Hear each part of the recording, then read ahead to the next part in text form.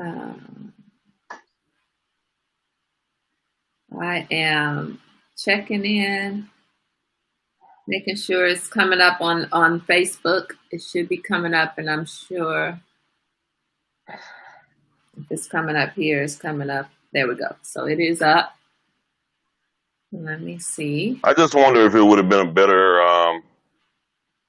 better connection through Facebook. Through connecting on Facebook? I'm just using the live studio that you hooked up, Right. sent me, and for whatever reason, it just didn't want to cooperate. Better connection through Facebook. Hold on. All right. Oh, now you're getting a delay? No. It's always going to be a delay. I keep my Facebook app open so that I can see, because this system that we have set up, it doesn't tell me who the Facebook users are. Now, join. I'm going to say something really funny. Now I can hear it through my headphones. Oh, Paul, perfect. Good morning, Kimberly. Good morning, Elena. Good morning. How are you ladies doing this morning? We are going to be getting our conversation started with Tobiah in a moment. We're going to wait and let a couple more people come in. We are going to be talking about his participation in the Black Panthers Movement years ago. Good morning, Steve. Good morning, Steve. And the conversation about the Black Panthers has come up because we have this Black Lives Matter movement that's going on now, and we wanted to have a conversation about some of the ways that the Black Panthers did what they did versus what are we doing now, and some of the differences. And then we're just blessed to have a bona fide Black Panther at our table. I'm calling you that, but I'm not sure if that's what you're calling. I'm calling you. No. Okay. We have participated in the Black Panther movement, right? That's what we're going to say. Okay. Right. What's the difference? What's the difference between someone who participated and someone who is a Black Panther? Okay. I was 14 years old when I started working with the Panther Party. And needless to say, my parents were not having it. So everything I did was incognito. Okay. I kind of had to, hide my leather coat, my tam, my gloves, my free UE buttons, everything until I got down to Fillmore Street. Okay. And that was my big, switch off there. But that would make you a Black Panther, right? No, well, I mean, look, let's put it like this. There are certain oaths that you have to take. Okay. And I did take oaths, and I did make oaths. I made allegiance and promises, but it wasn't necessarily like the brothers out there with the rifles and everything. Because I was at my age. Hey, Tobiah, I'm gonna need you to scoot back over so you're in. There you go. Stay right there. Okay, sorry, I was trying to put away something, but that's never mind. Okay. No, I just got involved because of what I was seeing happening in my community, and having been a victim of police brutality and seeing people get shot. It was pretty a regular deal. A lot of people today can't relate to it, right, only because it was so in your face and nothing could be recorded because there was nothing to record with. Right. So let's back up and just introduce yourself. First of all, I want to say thank you. Hola, Claudio. ¿Cómo estás, mi hermana? I just want to say welcome to everybody who's at the table. We have a couple of people one person, Alana Coleman, who's new to the table today. So welcome, Alana. Come back often. Kimberly, good to see you here again. Steve is here as usual. Good morning, Steve. So I want to first just say welcome everybody to our Tea Time Talks. We have these talks at this table every day. Saturdays and Sundays are a little bit extended conversation. Tobiah is one of our tea timers. Tobiah comes to our table, contributes to our conversations. And so the goal at this point is to bring people who are our tea timers to this side of the table to be in discussion about various interesting topics. And so, again, we decided to have a conversation with Tobiah about the Black Panthers movement because he was a part of participating in a lot of the works of the Black Panther movement, and with everything that's going on with the Black Lives Matter movement now, we wanted just to get some just be in conversation with him about some of the differences. I've said that. So, but I want to give you a moment, Tobiah, just to introduce yourself. So how about go ahead and introduce yourself, and then we'll get more back into the conversation that we were in. Good morning. Okay. Good morning, everybody. Yeah, I'm Tobiah Carter. I've originally born and raised San Francisco. Grew up in the Fillmore district. Got introduced into the Panther Party about 1968. I was 14 years old. I volunteered at the Fillmore chapter, primarily working with other students and teenagers at the time. The Black Panther Party essentially started the daycare program, and that's where I worked. I worked with mothers who were having to go to work, leaving their children for others to take care of at the time. And a lot of times we would get raided through the course of the week by the police, thinking we were the more active with guns part of the movement, which we weren't. They came in and found diapers and formula. Well, there was no formula. It was just milk. Okay. It was just milk, and our diapers were not disposable at the time. Okay. So I had to wash a lot of diapers.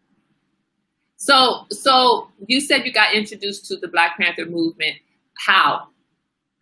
An apartment next to mine had become vacant. My friend's family moved out, and just as luck would have it, two people moved in next door to me that were in the movement.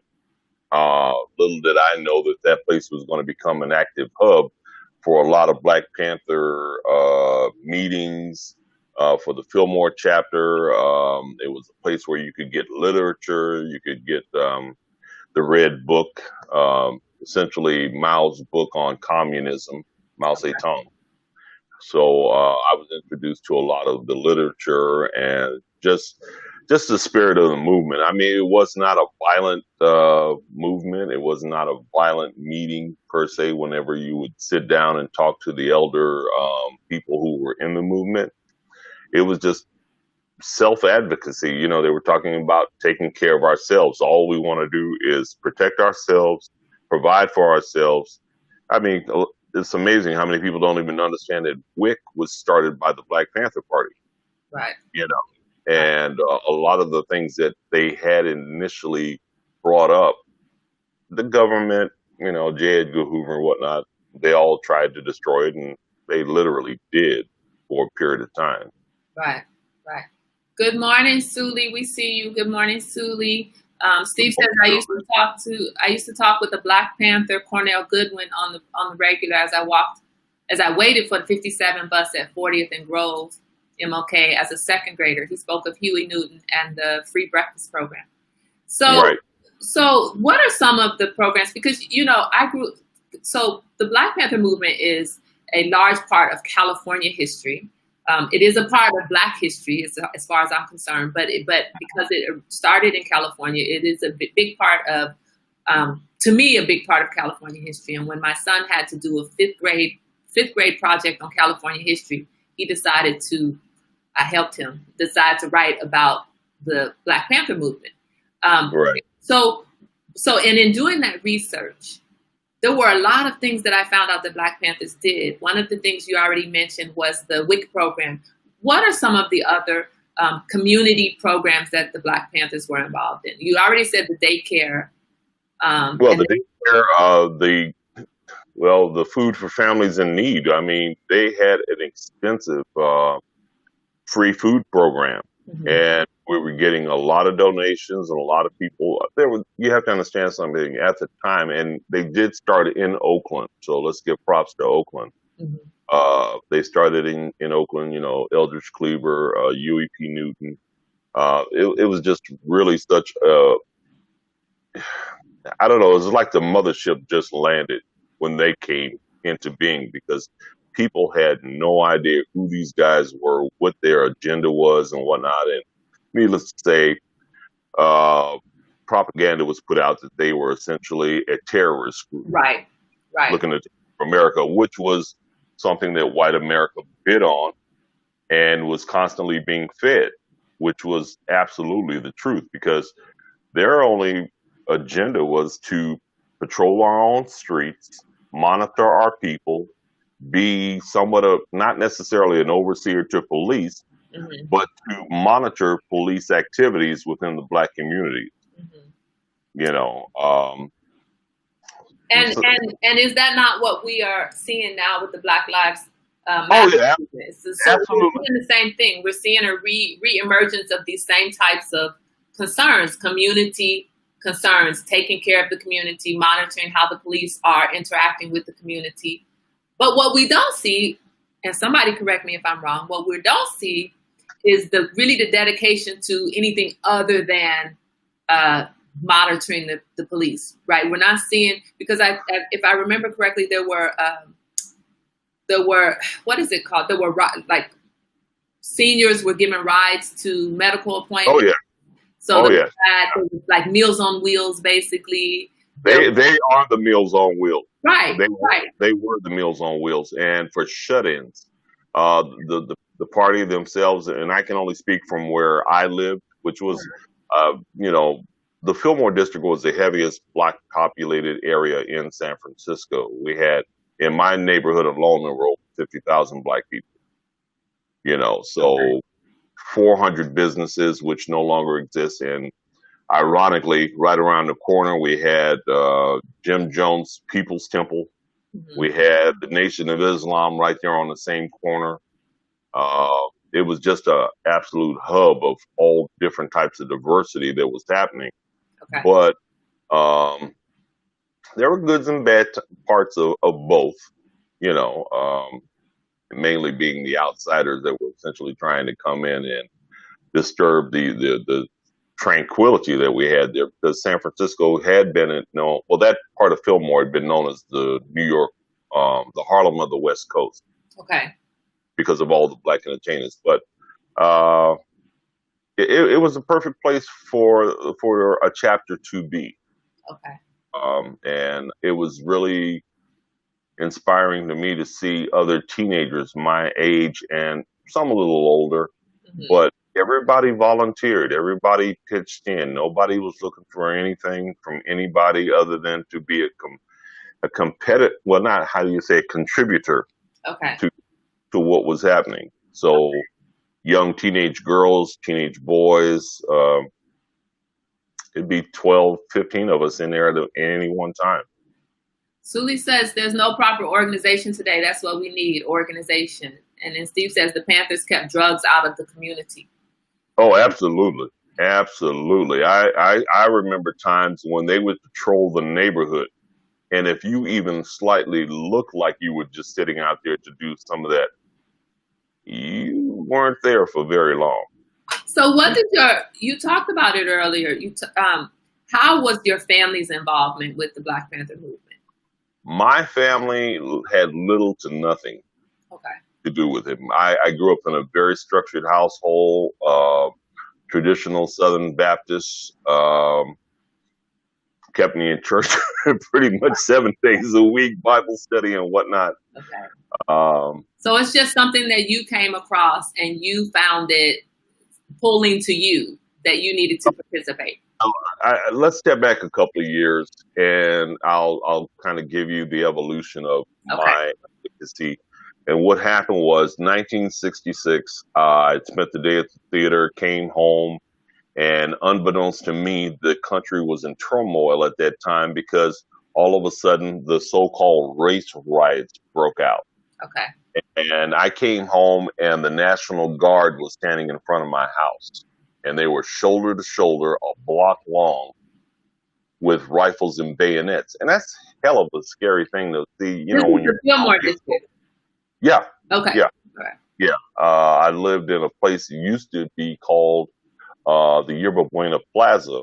Okay. Fancy name for the projects. Right. Okay. Wow. And that traumatized me to a point that I said, there's got to be a better way. I'm a bookworm. Mm-hmm.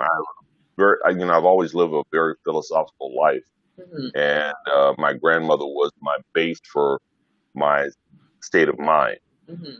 And I talked to her about it. I cried about it. I really did, because I was fearful that, all the men that were there, the National Guard, every last one of them was white, not a Right. brown, not a black, not a Hispanic or Asian, nobody. They were all white. They looked like they were cloned. Okay. But they were in your neighborhood, not specifically for your family, just Oh patrol. no, They, no, no, no.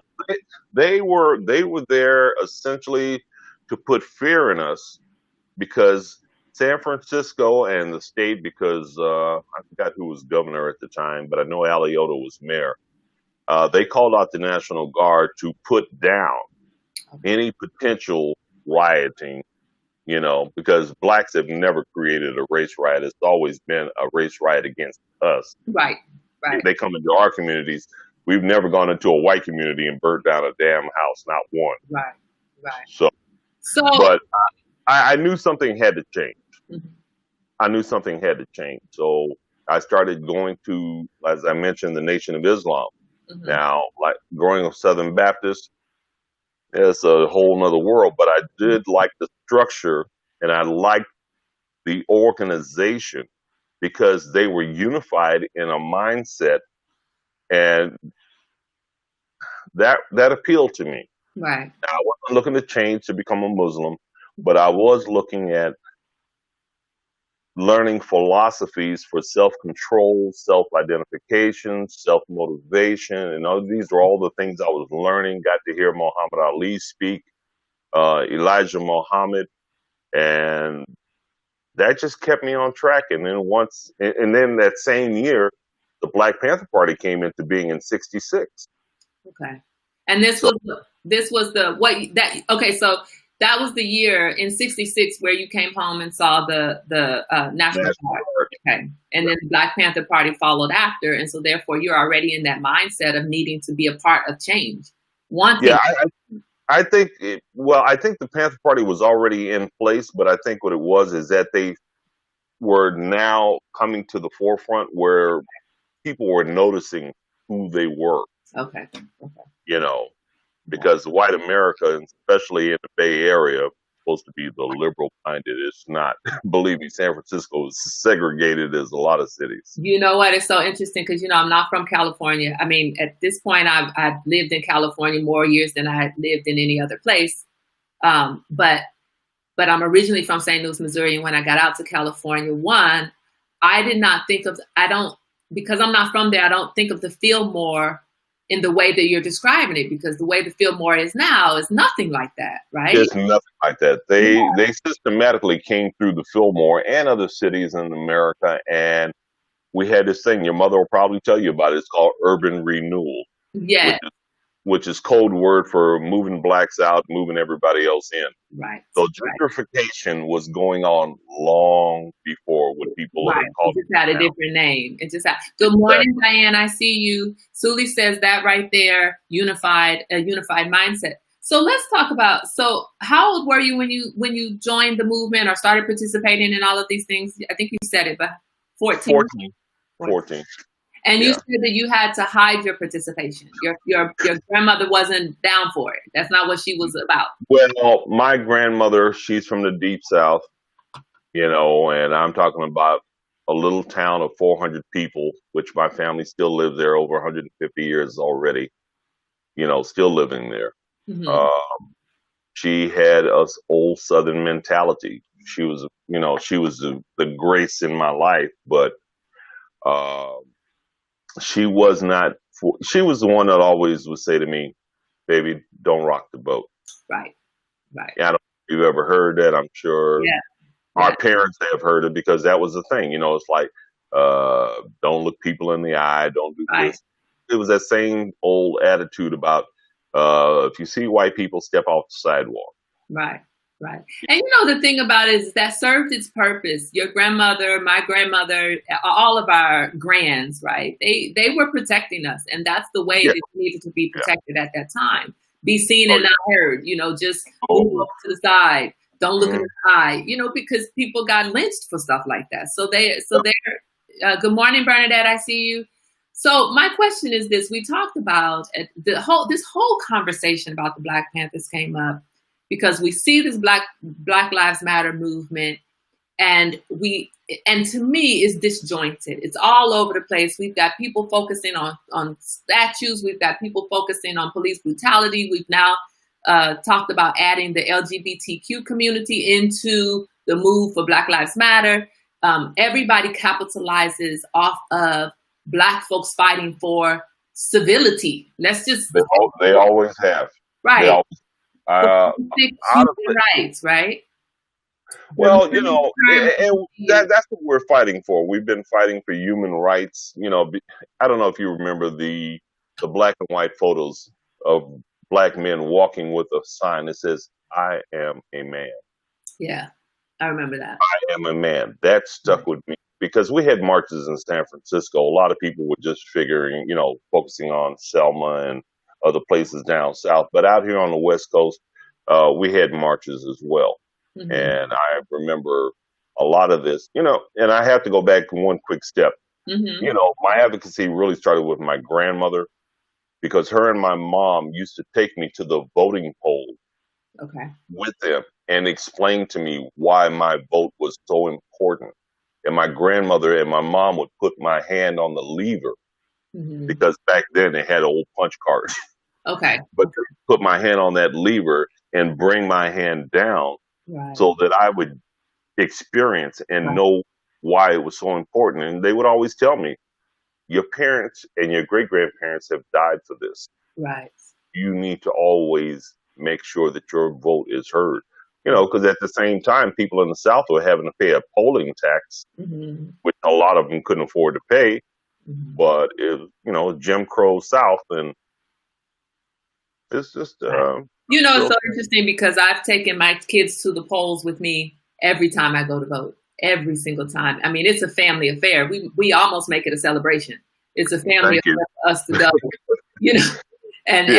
And I remember with the little big guy, having him in the carrier and getting him a little sticker that says "I voted" and helping him understand we are going in here to vote. This is our responsibility, and having that conversation. This is our responsibility as citizens of the United States. Is our responsibility to vote. Julie says, a basic human right to exist. I remember when I do vote. I'll remember when I do vote this year. Right. You have to take your kids in there. You have to help them understand. We have conversations about what's on the ballot, why we're voting the way we're voting, what's the significance, what are some of the consequences if we don't vote this way or if we don't vote at all. But I want to get back to because you participated in the marches, in some of the programs, what stands out to you as a major difference between Black Lives Matter movement now and Black Panthers movement in the 60s? What stands out to you? Okay, number one is that the Panther Party. Wait, sorry. You know what? We should always talk about positive things when we talk about not so great things. So let's talk about what some of the things that you would see its similarities, some of the positive similarities. Let's start there. And then we're going to go to the differences. Well, okay. The positive things I see is the movement itself. Mm-hmm. Something's being done. People are being heard. Legislation is being made that actually protects us and that helps us to walk the streets as a normal human being, right? Without having to worry about Karen, because trust me, Karen is not new. Right. Karen was around when I was a kid, and Karen has been around since the beginning. So Karen was a Betsy or whatever else. Honey, her name could be Vivian. I don't know, but there was always somebody, and it was always the Emmett Till situation. You just have people who could say for whatever reason of just a natural evilness to them. Mm-hmm. That would get a person killed. That's why growing up in where I did, we never called the cops. We handled our Black community handled their stuff in-house. Right. Because if you call the cops, there's a potential for it to just explode and everybody get hurt. Right. But like now, I mean, that hasn't changed. That hasn't Yeah, changed. well, it's been going on longer than we've had television and phones. Okay, so the difference being now we have the ability to record and put it out there for the world to see. Back then, everything was word of mouth, or if somebody happened to have a Super 8 millimeter camera, which was an extreme rarity. Right. I mean, Black Lives, yeah, it's great. I think it's a positive movement. But I think the difference being that, Wait. We're still on. We're still on. Well, before you go into the differences that you think it's something that we talked about yesterday. Um, I want you to speak to the participation from others in the Black Lives. In the Black Panther movement, and also what's going on now with in terms of who's participating in the movement now.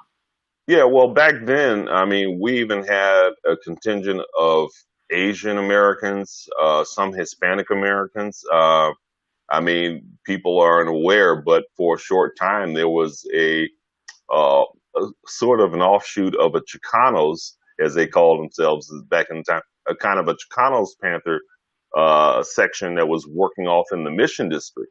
Okay, I didn't know that.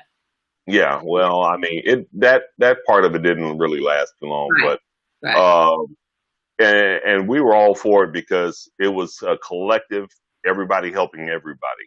right. You know, it was it was a beautiful thing because people were communicating, they were working together. There was nobody who was trying to take a lead over one other person who had an idea. Mm-hmm. It, everybody would listen to everybody. Even as a young kid, they would listen to me. They would listen to other people. And those ideas were passed along to people who had the positions to make the decisions. Okay, okay. So, What are some of the differences that you see?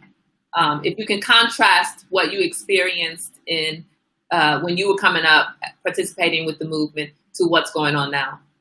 well, literally, the main difference I see now versus then is that you've got very few white people at the time Mm-hmm.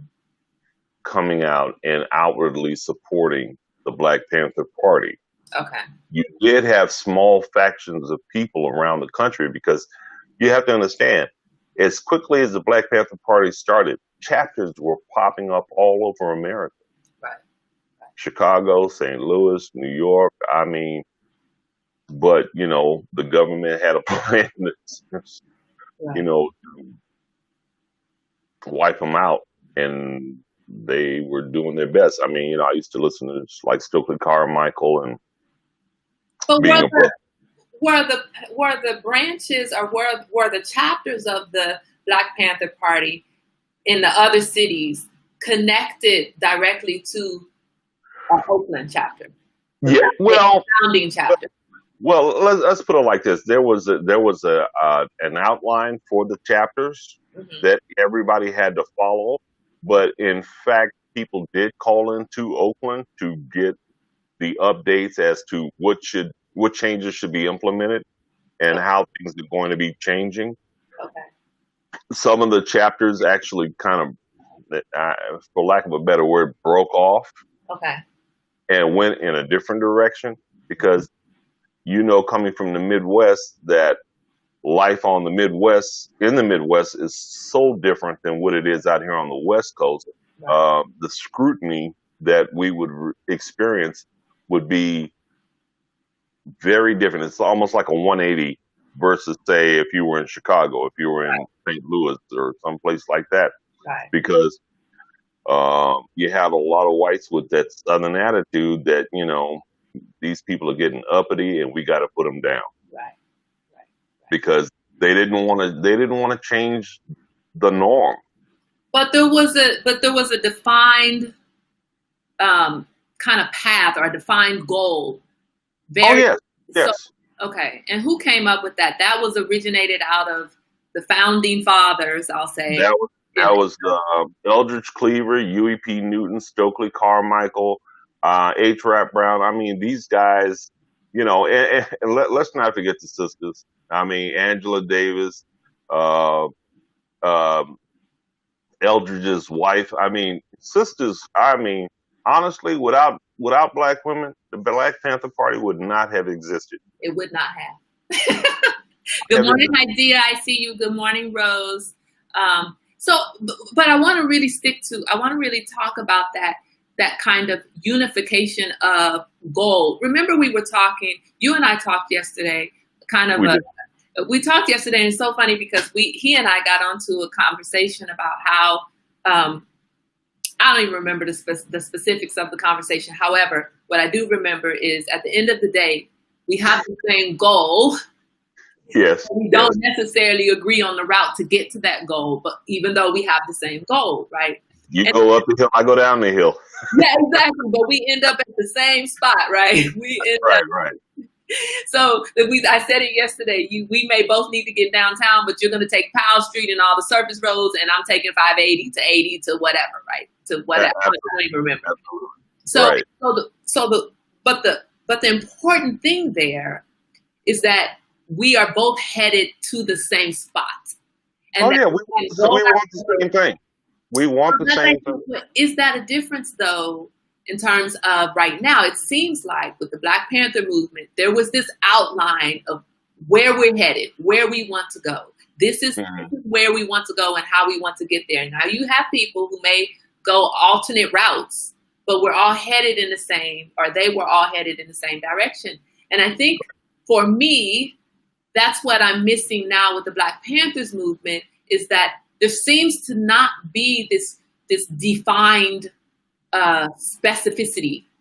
I need there to be some specifics about what we're focusing on versus having everybody all over the place pulling all kinds of different things in, and now it's all confused. I think part of the difference is something you hit on too, is, like with the LGBTQ stuff and whatnot. You have to understand, and people, they can take it however they want, but anybody who has any civil rights today, you just have to think the black movement as it was back in the day, because we weren't advocating for your sexual rights, or any of that other kind of stuff. Right. It was just your rights to be alive as a human being. Your personal life was your personal life. We didn't need to know that, and that was not a concern. Now, with that being said, you also have to understand, within the black community, there was also a pushback against the party from our own people, because there were people it's like, what are they doing here? Why are they stirring up noise? Why are, just getting in people's face? And a lot of them had fought to a point that they were just tired of fighting. Right. It's like 4,000 men named John, talking about the porters on trains and whatnot. Mm-hmm. It's just people were tired. Mm-hmm. But you had the young group that are coming up now. We listen to different music. Our attitudes were different. And the Vietnam Wars would change a whole lot of it. Okay. And I'll explain that, because what the Vietnam War did was make black soldiers now frontline soldiers, because most of them were regulated to motor pool cooks, working in medical, whatever, but nothing where they wanted to put a gun. Okay. Mind you, they didn't want to put a gun. They never have wanted to put a gun in a black man's hand, because through their own guilt, they always felt that a black man with a gun would seek revenge for all this 400 years of oppression. Now, that being said, true, because I was ex-military as well. Mm-hmm. I never once thought to put a gun up to one of my white soldier buddies. I'm just going to shoot you now because I got a gun. Right.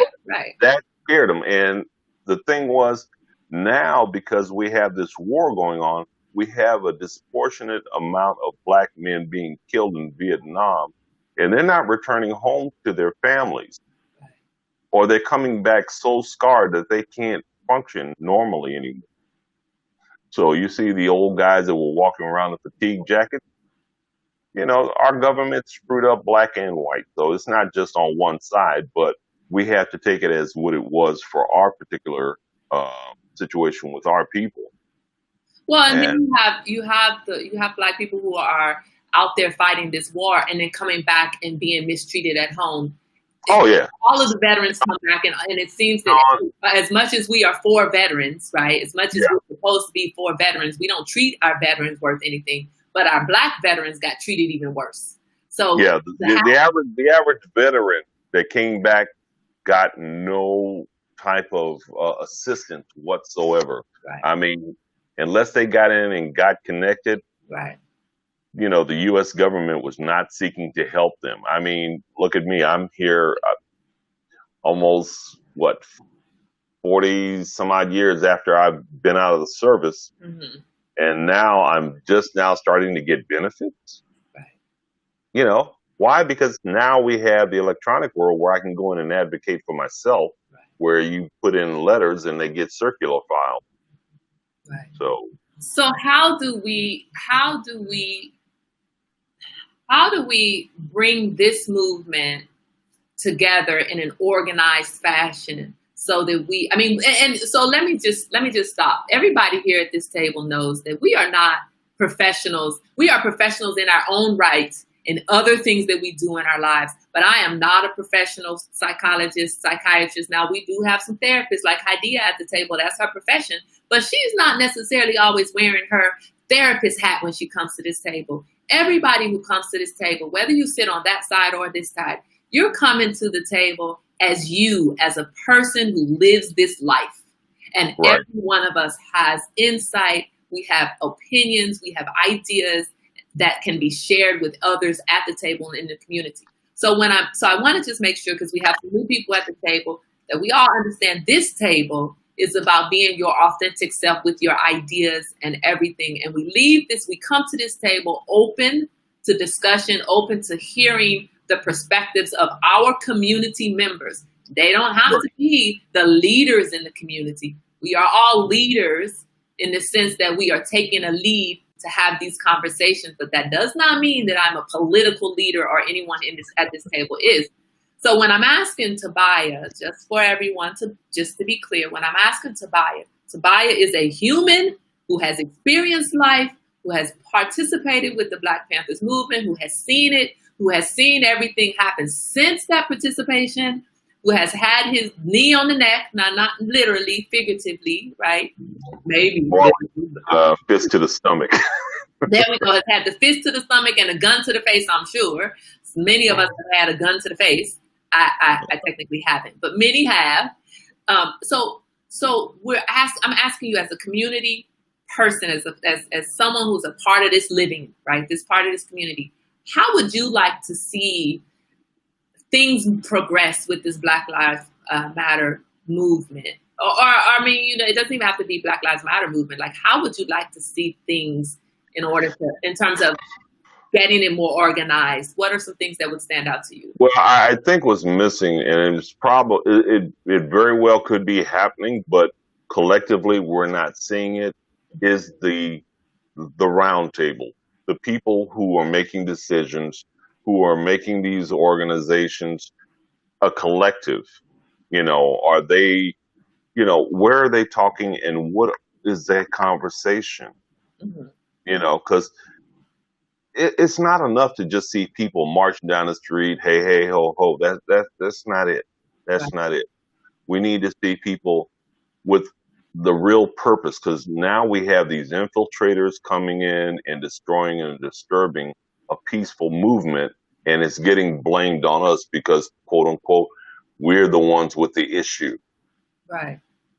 As long as we have the issue, we are going to be seen as the ones who are guilty of all happenings, period. Right. And the reason I'm talking about having the meetings, not that we need to sit in on it or whatnot, it's just that we have our natural curiosity to find out what is the mindset of the people who are organizing the march. Right. And what's the agenda? And if I can sit in. That's what I'm saying. What is the collective agenda? Right. And, as Suli kicked in earlier, just being unified. So too often, excuse me, too often we see it and it looks a little helter-skelter. It's all over the place. Mm-hmm. But I think what it is, from my perspective, the organizers need to remove certain people. Mm-hmm. They need to monitor their people. You know, you just can't have this free for all. This free for all gets you nowhere. Right. Right. I mean, we appreciate the help of any ethnic group, white, you know, Asian, whoever you are, but sincerity, you know, now we find out we got rabble rousers who are being bussed in Right. from the urban areas to essentially cause chaos and all kind of destructive things, Right. and who gets blamed for it? Black Lives Matter. So that's, here we go with all of this stuff. But it's very similar to the same kind of stuff that was going on back when the Panther Party was at its height, Mm-hmm. getting blamed for stuff they didn't even do. Right. Right. You know, it's like when they came to the state house up here in Sacramento. They stood there and they had their guns. They were peaceful. They were, you know, I mean, immediately Ronald Reagan and the NRA, they changed the laws that made it so much harder for blacks to attain guns Right. and, you know, to be able to protect themselves. And that's what that was all about. We just demanded that we can take care of ourselves. You know, it's so interesting because the only way to really get some real gun control, in my opinion, is to give every black person a gun. You let all the If every black person in America were to go out and try to get a gun permit today, that's right. I guarantee you right. it would be a done deal. Exactly. And the NRA will lose all power because everybody is afraid of every black person having a gun. So, and you know, the thing is, I think that you said it. So let me get to a comment. Steve says, "Back to the World" by Curtis Mayfield spoke to the black soldier. Yes, it did. Yeah. Yes, it did. I played that on an LP until it broke. It's you know. Oh, Curtis Mayfield is a singer. You need to do some research there. No, I know who Curtis Mayfield is, but for some reason I was thinking that was a book, not a song. I do know who Curtis Mayfield is.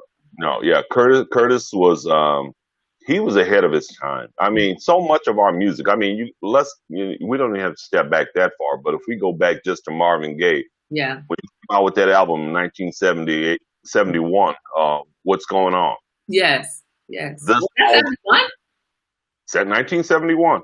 I remember because I was DJing back then as a teenager too. But you know what's interesting is because 71 I was born, but I know that album. And I know it from when I was a kid, so it must have still been playing at a point when I could remember it, sing along. So it must, at least in my household, it was still being played. That album should be in every black household. Right. So that's why I was surprised 71 because I do remember that from childhood. But you know, our parents keep all kinds of albums forever, right? So I want to get back to this, you know, the other thing about having the roundtable discussions is that it maintains transparency. And and that's important. I work in government. Everything about government is transparency. So when you have an organization that's looking, to me, when you have an organization that is looking to improve the community, improve society, we need to have transparency. So, because when you have these roundtable discussions and anybody is welcome to come, everybody gets to understand the agenda. And so what that does is that strengthens the organization against the rebel rousers, and it strengthens their ability to be able to shoot down these accusations that was us doing that bad stuff. No, you've been to our meetings, you've heard the discussions, you've heard the agenda, you've seen the agenda. This is our agenda. And these people, you know, when there was the Oscar Grant trial, and then the Meserly, all of these, you know that there are people who come in who are you know, you have like what is it called? Anyway, the people who come in and that's all they do. They wait for there to be a cause. They latch themselves onto that cause and they go wreak havoc on breaking things, destroying the community. And it's so interesting to me because everybody knows that exists. Everybody knows there are people who are just career. That's what it is. Career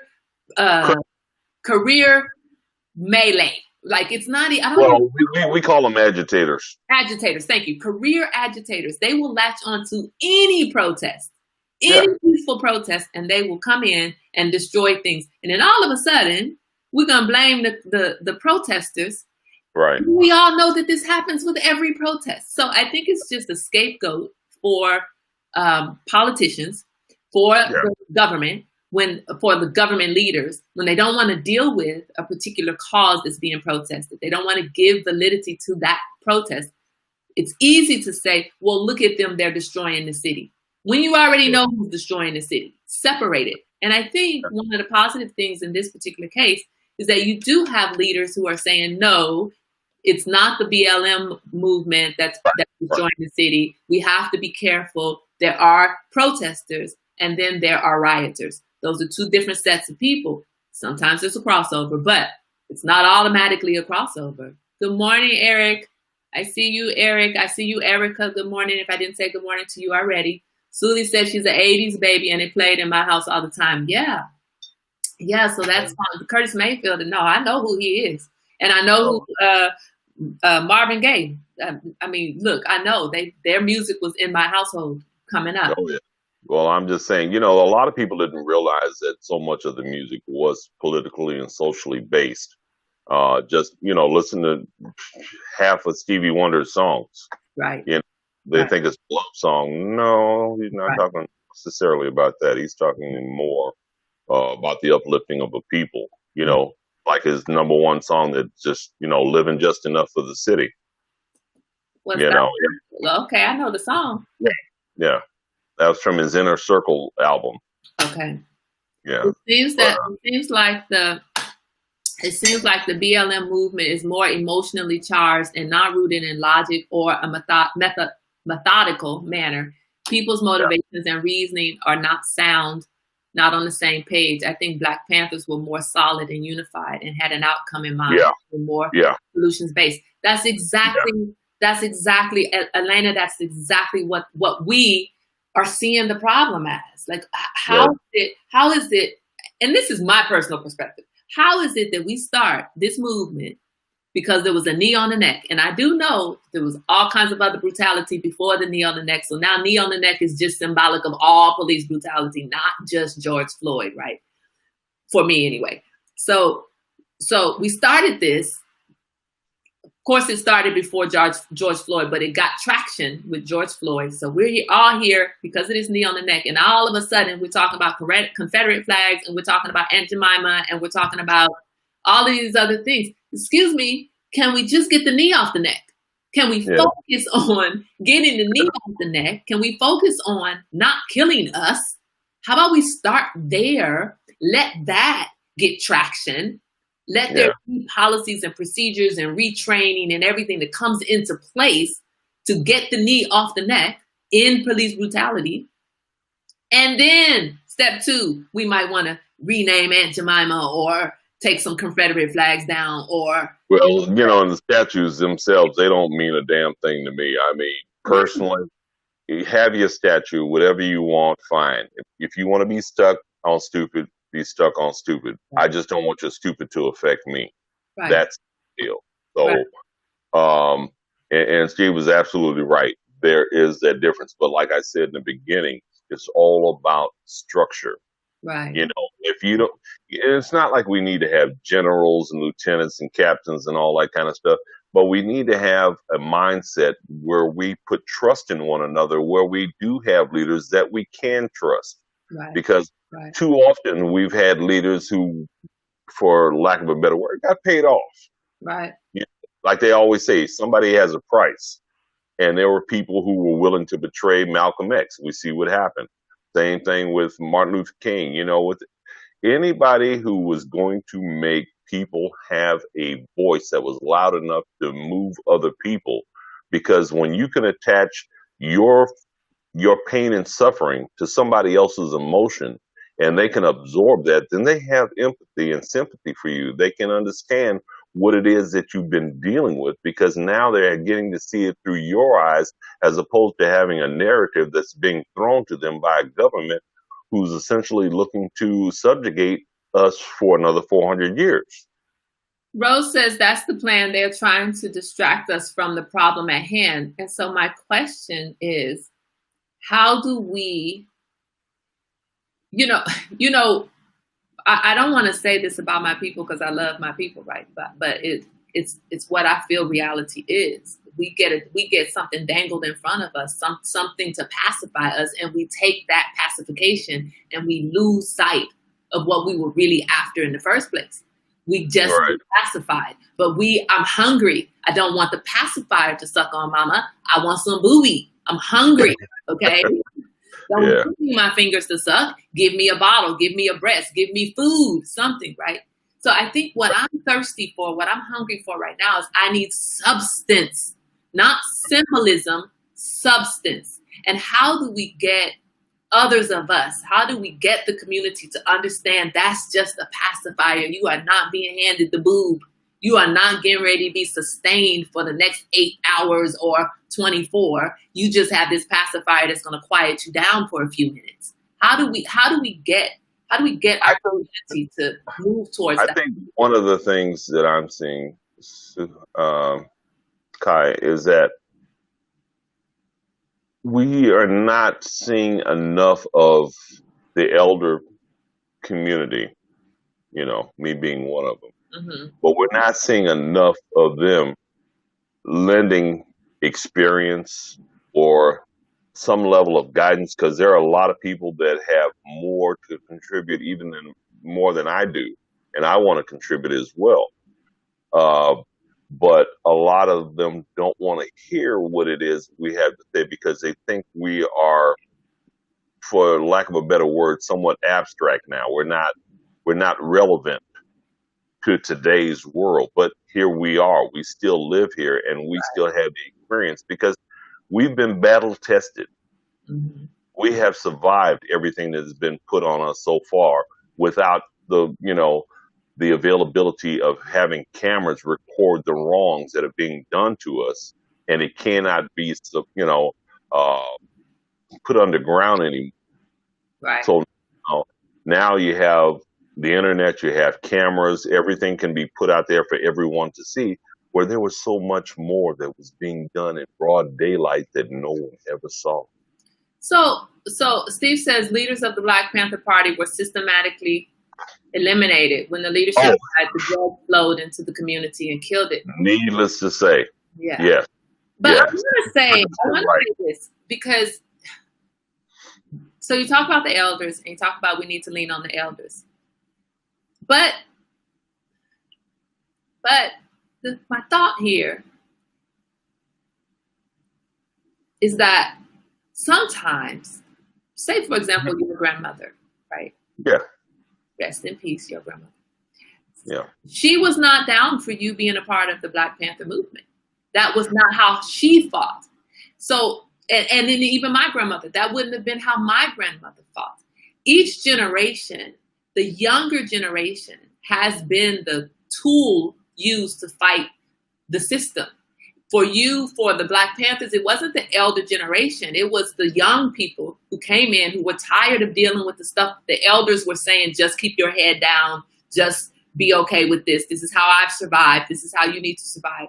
Now it's the younger generation, even younger than me, younger generation that has the power to make the change today. So although I think we do need to lean on our elders in conversation and some guidance, I think that one of the problems with the elder generation is that too often the elders are not listening to the young, and so therefore, I could agree with that.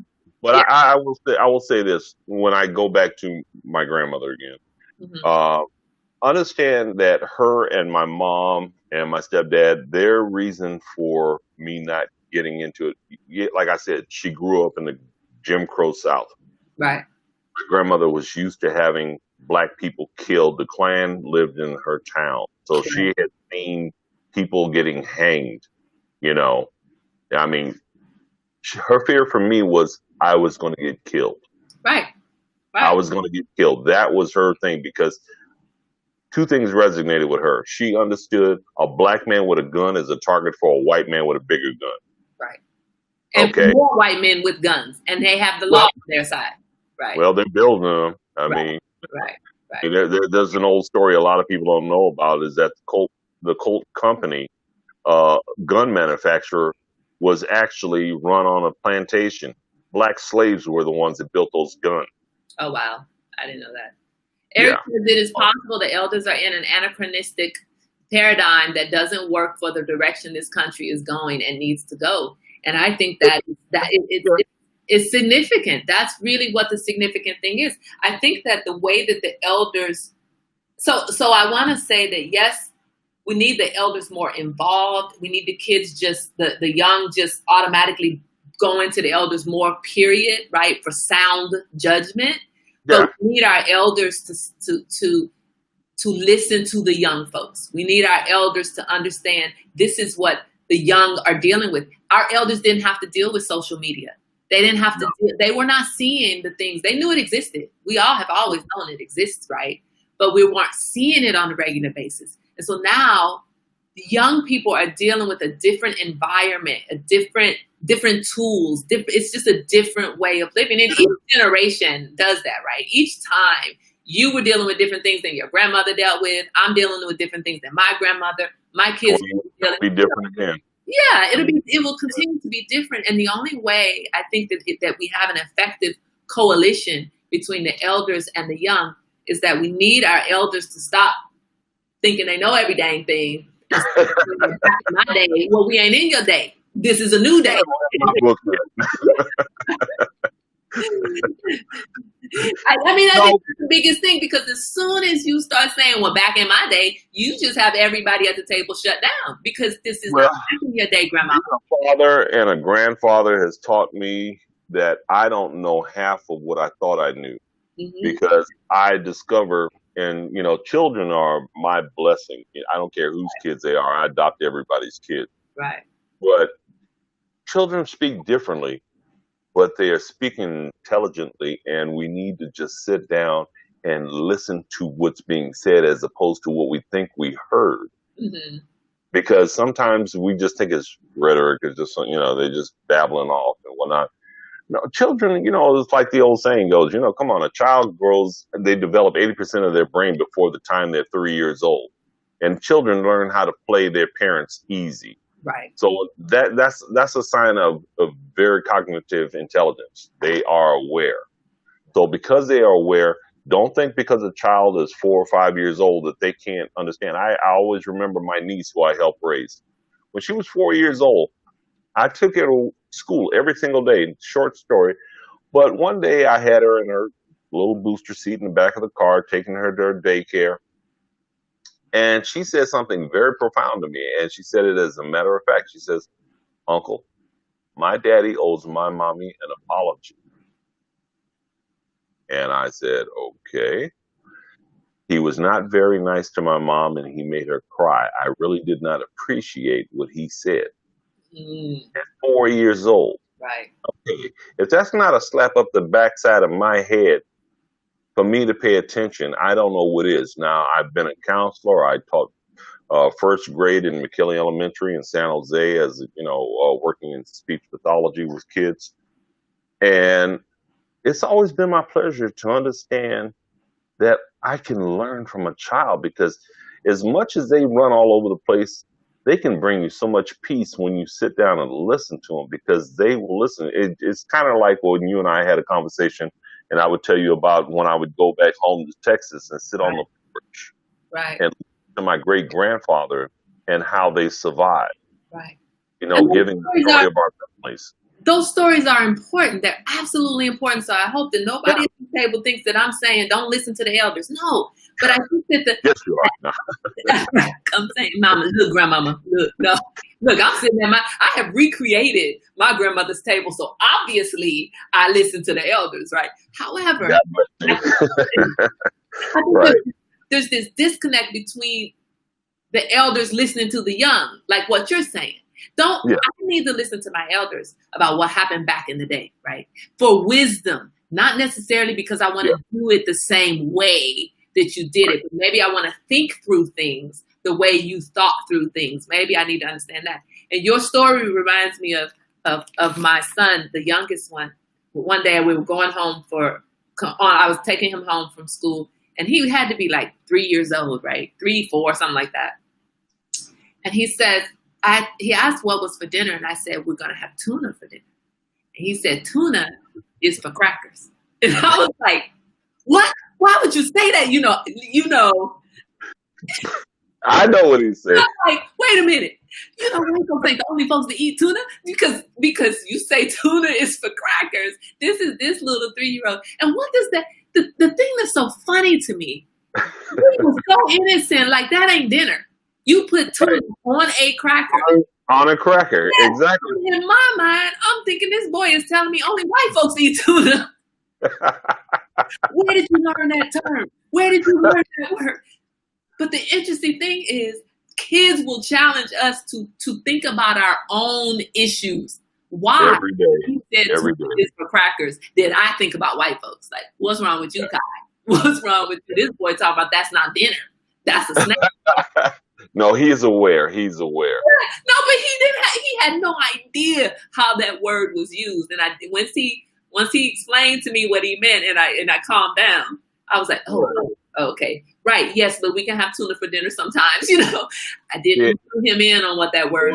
But that rolls right over to what we were talking about yesterday about when I was saying having a response versus a knee-jerk reaction. Right. And like my little episode dealing with that woman last week, unfortunately, I got caught off my game and I had a knee-jerk reaction, which I kind of pride myself on being in control and just. So hold on, because everybody doesn't know what happened. So let me give a summary. He minded his own business, driving down the street, minding his own business, and some other woman in a car behind him, I guess, didn't like how he was minding his own business and decided to follow him home. Follow him and jump out of the car. 5'5", this Negro is 6 feet something, and she is 5'5", gonna jump out of a car to him. There's a whole bunch of problems with that, aside from the fact that he was minding his own business. So that's what that story was about. He was minding his business, and she decided to mind his business and put. Let's mention though that she was out of line too, because she turned out to be a minister's wife. Yeah. A minister's wife jumping out of her car talking about minding his business, right? Well, she went to her trunk to get something, and in the hood, that means we're about to put out some heavy iron here. Right. But his knee-jerk reaction when she was minding his business was to flip her off, and he was kind of beating her up. He was cursing at me. What was I to do? Right. I mean, but we all have reaction, and we do have to check ourselves. Like, how did I respond? I had to apologize to my grandmother. Right. Yeah. Yes, exactly. I'll be better. Exactly. So I want to say, so how do we, again, I'm going to bring it back to this because we have all of these discussions, and I have a daughter who is 26 years old, Chelsea. I have a girlfriend who has a niece who's in the same age range. And these young folks are flipping out, trying to figure out, what do I do? What do I do? How do I latch onto this movement? My poor baby was running around thinking she didn't like Black people. I'm like, no, honey, you have always been Black. You've always known you were Black. You've always liked the people. Let's not look, just because you haven't been marching and burning stuff down does not mean you're not that person. So how do we encourage? What do we do? How do we move forward? And how do we help to define this narrative, in your opinion? Well, I guess I'm kind of stuck on stupid to a degree, and I'll say it like this. I always liked the old way for the structure. I'm sorry, it was just that level of unification. We're not sorry. That mindset that let's go back to the Montgomery bus boycott.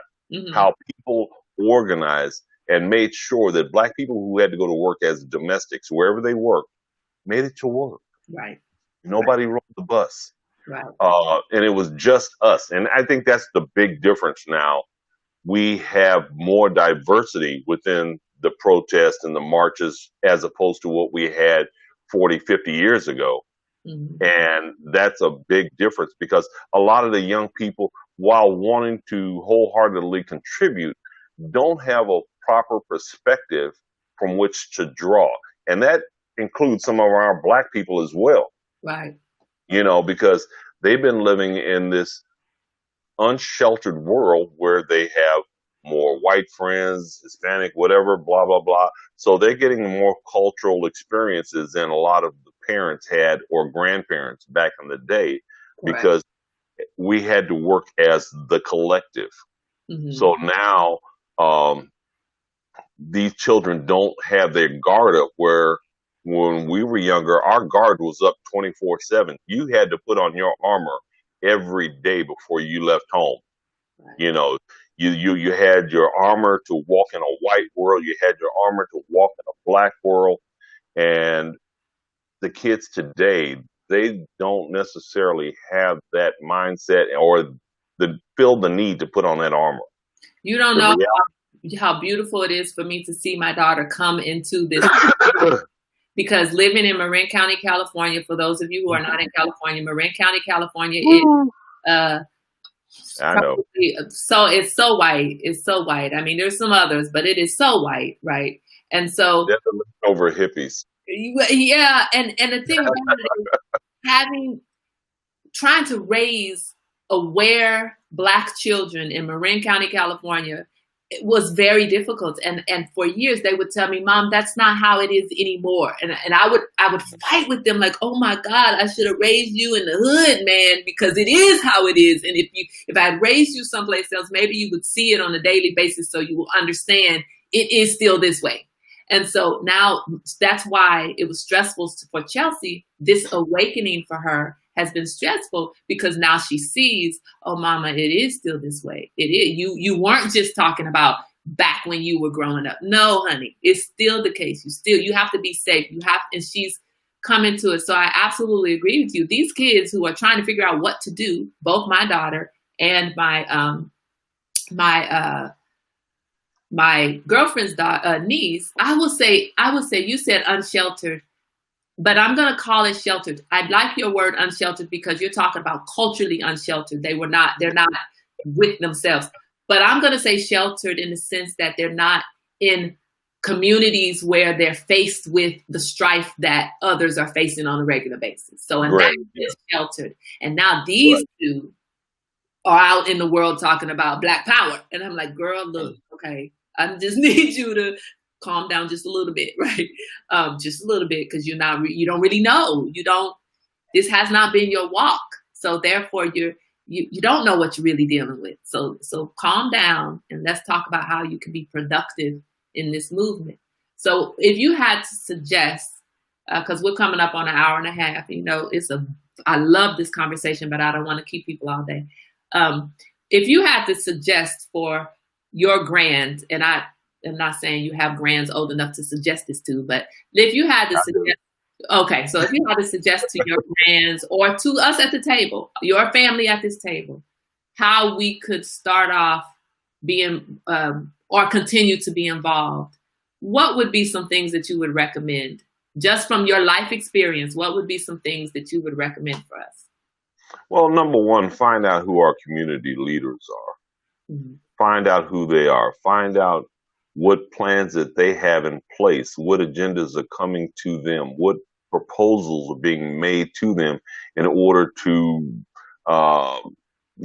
pass laws or put into place ordinances that are supporting movement and change and things of that nature. Also, I would suggest, people don't isolate yourself so much. That has always been my number one thing, is a lot of people can't move forward because they're still looking from the ground of which they stayed. Mm-hmm. And what I mean by that is they've never ventured out of their neighborhood or their comfort zone. People need to get out of their comfort zones. They need to go and explore. They need to interact with more people.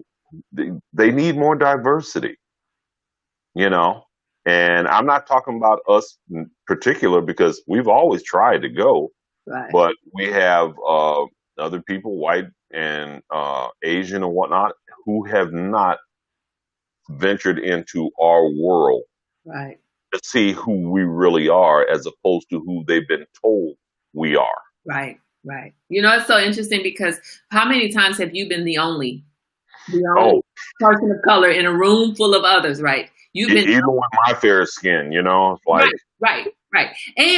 But I want to ask, and anybody on the feed can answer this question too, because I'd like to know if it's just me. I've been the only in so many situations, it's ridiculous. But as soon as there's a time where I have a white friend who will be the only, I feel uncomfortable for that. hey, But I got to the point where deal with it. I dealt with it. You deal with it. right. I did get to the point where I think in California, I got to that point like, look, why I could come to all of your events and be the only, but you can't come to my event and be the only. But it's so funny to me that I would feel that way sometimes. We're used to being the only. A lot of them are not used to it. And why would I feel sorry? Why would I feel good morning to you? You so late, child. You so late. You so late, T. We're going to have a talk after class. You so late. So Anthony says, what about Bobby Seale? What about Bobby Seale? Oh, God, yes. Oh, absolutely. Bobby he was no joke. Bobby was, a matter of fact, I listened to Bobby Seale more than I listened to a lot of them. Okay. All right. That's just because the way he came across, what he had to say. And trust me, there was a lot of bumping heads in the Panther Party, as organized and as structured as they were. Sometimes there was, it happens. Come on. Right. Right.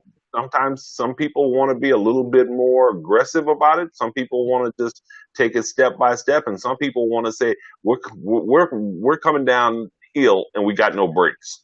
Some people want to take Powell Street. And some want to take 580. Exactly. I mean, everybody wants to get to the same spot, but how are we going to get there? I mean, in philosophically within the party, there were differences, but the agenda never changed. Right. That's the whole thing. Your philosophy can be different, but the agenda has to remain on point. You have to stay with the program. Right. In other words, we're trying to get from A to Z. How do we do that? Okay, we may take some short changes here and there, but we're going to make up for it on the back end.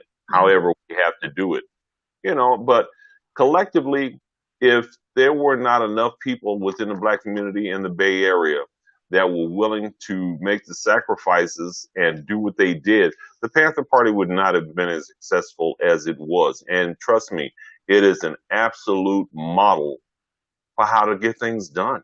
Right. If we didn't have J. Edgar Hoover and, Ronald Reagan and these other guys whose agenda was to destroy from within. Right. This organization that was unified. You see, and that's the thing that scares America. Not, the word is awoke now, but a truly awakened people who are moving on the fact that they are awake. It's not enough to be awake. You need to be moving.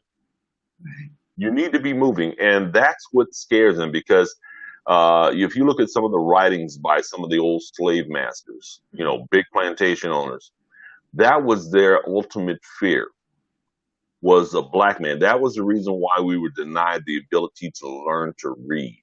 Right. Because then we could make policy. We could actually implement things. You look at Black Wall Street. You look at Rosewood. You look at all the places where Black people were successful, had their own culture, and developed schools and whatnot. Come on. We've contributed so much to this country. There's no denying who we are and what we are. And that type of power from 13% of the population, not all of it, 13, maybe 7, 8, I don't know. Right. But you look at that level of development for beautiful things in this country that's coming from this disenfranchised people. Why are we giving so much when we're not getting anything? That's because we're human beings. We still want to live a happy, peaceful life as well. So the crazy people that's out here is spreading the narrative that we're looking to take over the country. No, we ain't looking to take over nothing. We're except looking for to our live. lives. We're looking Yeah, to live. we're just trying to take over our own lives. We're trying to have control over our lives like you have over yours. Right, right.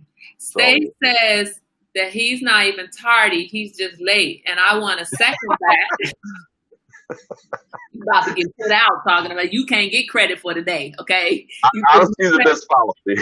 what you say? Honesty is the best policy. Right, right. I love it. Like, look, but I'm here, and that's all that matters. Yeah. Hold up.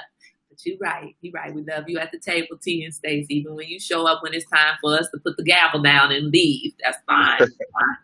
Well, somebody will pass you the notes. Somebody took notes for you today. I want to thank you, Tobiah, for coming and giving us more to think about. I mean, we have a responsibility to continue to be involved.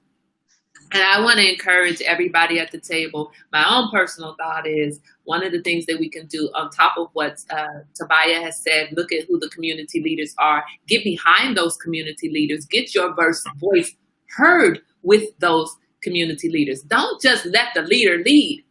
Find out what is this leader's purpose. Why is this their passion? Why are they doing what they're doing? Where do they really stand? Understand what is driving the people who you are allowing to lead you. Make sure you know what's driving them, and get behind them. If there's someone that's worth getting behind, get behind them. If they're not someone that's being driven for the right reasons, get yourself another leader.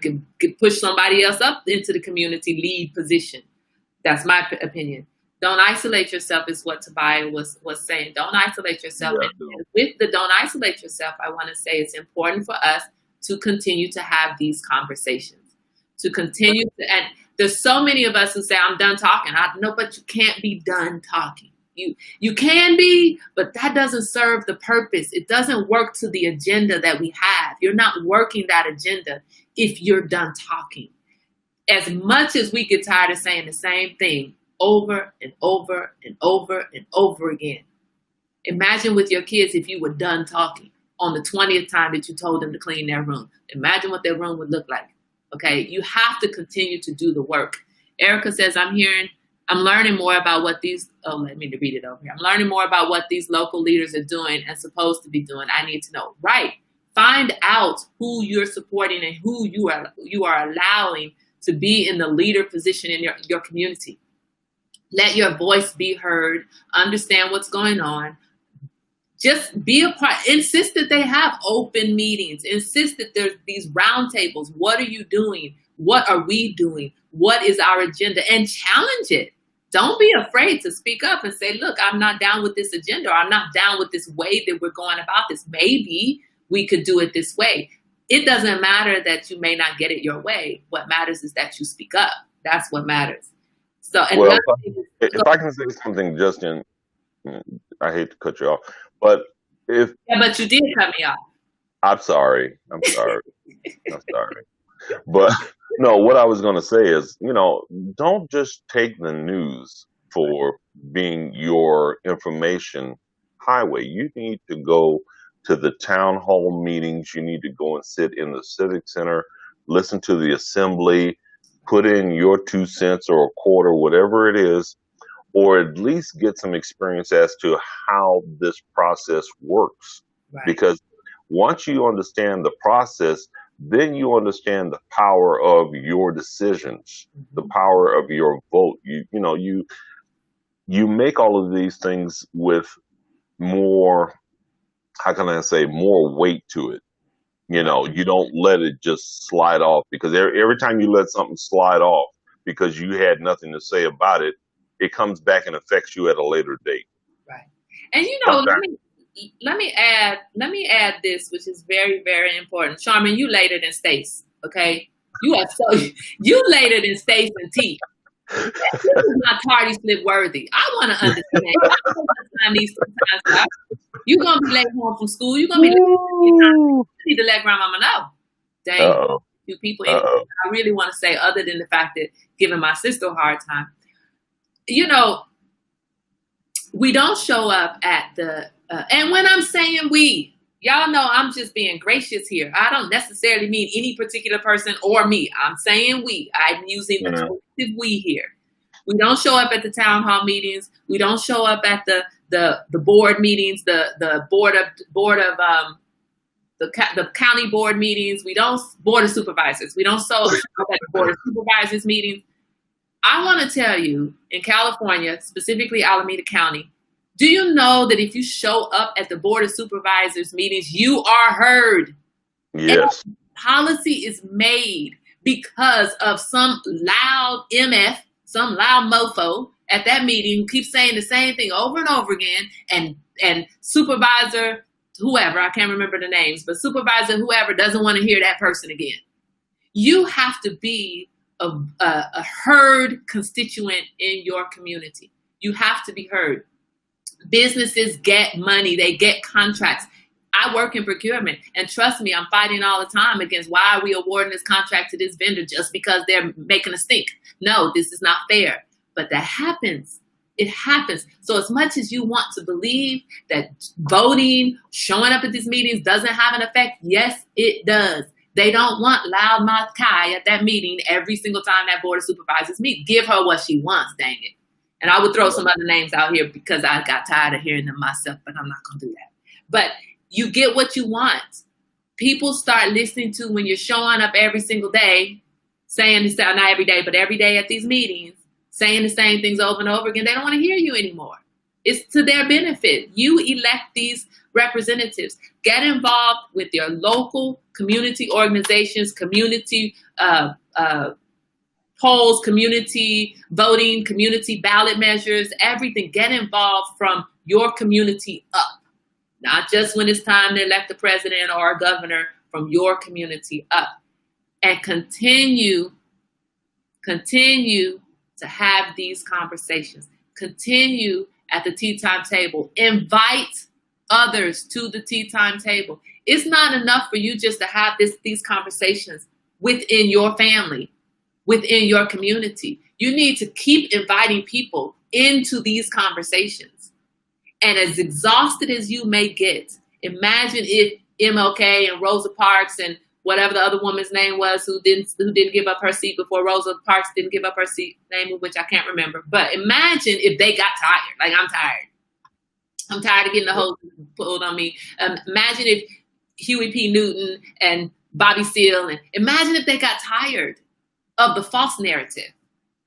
So we don't get to get tired. That is not something we get to do. We have to continue this fight forward for our kids, for our kids' kids, for ourselves, for our brothers and sisters, for Tobiah, for Suli and Stace, for Sharma who don't know how to be here on time. We got to continue to fight. We got to help them out with the clock. I mean, we got to continue to fight. That's what I have to say. Sharma said she looked for, I don't know what time tea time is. How long you been coming to class and you still don't know? Jesus Christ, girl. Anyway. All right. Let's give one little shout out to one of the things a lot of people don't know, but some of us do know. Huey P. Newton was a PhD. Was he? I Yes. don't know if I knew that, but I'm glad to hear that. Huey P. Newton is a PhD.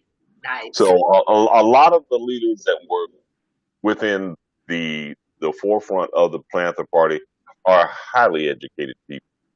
Highly educated. I mean, let's not even, play them off as just some brothers who put on a leather coat. Right.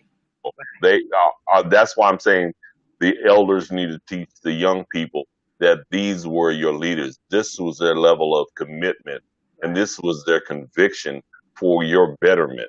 Right. The fight was not over. The fight is not over. It's you moving forward. It's like, I don't want to have your back. I want to have your side. I need to stand beside you when you're moving up. When you take a step, I need to take a step. That was the mindset back then. And as a collective, I'm telling you, there's no prouder time in my life than as a young teenager growing up in San Francisco than when I walked and marched along with the Black Panther Party and it was, I mean, if you can say euphoric, Mm-hmm. that was my euphoric moment, Mm-hmm. because I had my identity. Right. I knew who I was. I knew what my direction was. I knew where I had to go. So, not to, go off on a tangent or anything like No, that, but that's important. It's important. Stay said, did you work with Geronimo Pratt? no, I wish. I wish I had worked with Geronimo Pratt. My son did get to work with Bobby Seale because Bobby Seale had a young black men's program going on in the East Bay, and my son lived in the East Bay. And when my son was a teenager, graduated Bobby Seale's program and worked with him. Matter of fact, my son worked alongside me when I worked with a group of counselors called the RMLC, which is a Remarkable Men's Leadership Conference. And it was essentially dedicated, and we had doctors, lawyers, politicians. We had some of everybody just, advocating for young black males to get them to understand what their absolute worth was, who they could become, and to, envision themselves as greater than they see themselves at that moment. There was no judgment. It was such a beautiful thing. I'm sorry it died, and I wish it would come back, but that mindset still needs to be promoted for, because needless to say, our people are being played in a very bad picture right now. Right. That's not who we are, but yeah, Bobby Seale. Anthony says the Panthers were a political party, not just a movement. That's right. You're right. Oh yeah, absolutely, absolutely. Yeah, you're right. I keep calling it the Black Panther Movement, but you're right. I was so excited to meet Bobby Seale a few years ago in Oakland. Erica says she met Bobby Seale a few years ago in Oakland. I want to thank you guys for coming and joining this conversation and always being contributors to the conversation. I want to thank you for not showing your ass and not showing up when we got company. I'm messing with you because the last weekend when y'all, had me high and dry when we had company. Anyway, I am so glad, Tobiah, that you were able to join us in conversation. There is so much information that everybody at this table has to offer. And I'd like to pull from the other side to this side because we all need to know everyone at this table. This is a community that we have built. Our community, this is what I want to say. When I moved to California, I had to realize that my community did not necessarily mean the people who live next door to me. Your community is shaped and filled with whoever it is that is on the same path as you, as far as I'm concerned. Whoever has your back and whoever's back that you can have community all across the globe. They don't just have to be people who live in your neighborhood. We have to get away from that idea, especially in the Bay Area. I had to come to that understanding. My community was in Oakland and San Francisco, and I lived in Marin County. And I didn't have very many people in my community in Marin County. I had people in my neighborhood, but not my community. So, right. So I want you guys to continue to have these conversations, to have the important conversations, as exhausting as it may be, to continue to share these conversations with those in your life, your offspring, like Z and me with Etienne, and especially the young ones, so they can understand the importance of staying involved.